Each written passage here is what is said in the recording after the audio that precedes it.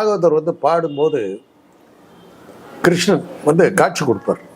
அப்படியே கையை காட்டி இது பண்ணு கிருஷ்ணா முகுந்தா முராரி பாட்டுக்கு இது பண்ணும்போது அந்த கிருஷ்ணன் வந்து காட்சி கொடுக்கும்போது பின்னாடி சக்கரம் சுத்தும். அந்த சக்கரம் சுத்துறது எனக்கு பெரிய ஆச்சரியமா இருக்கும். அதை பார்த்துட்டு இது அப்புறம் 2 கால் இல்லாம அவருக்கு போயிடும். அதெல்லாம் அப்போ வந்து அவ்வளோ சின்ன வயசுலயும் அந்த மன்மத லீலையை வென்றால் உண்ட பாட்டு எனக்கு அவ்வளோ பிடிக்கும். அந்த பாட்டை பாகவதர் பாடுவார், அந்த ராஜகுமாரி ஆடுறது. அதாவது அந்த காலத்துல அது ஒரு மிகப்பெரிய கவர்ச்சியா இருந்தது.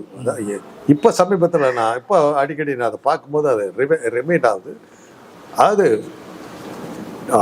பாகவதர் உட்காந்துருப்பாரு, ஹரிதாஸ் அப்படி அந்த ஒரு மஞ்சத்தல் அப்படி சாஞ்சிருப்பாரு.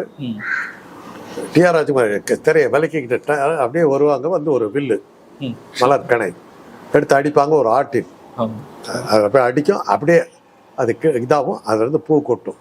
பூ கொட்ட உடனே மன்மத லீலையை வென்றால் உண்டோன்னு அதுக்கு அவங்க ஒரு மாதிரி ஸ்டெப்ஸ் போடுவாங்க. பரதநாட்டியத்திலேயே ஒரு கேபரே மாதிரி அதை ஆட வைப்பாங்க.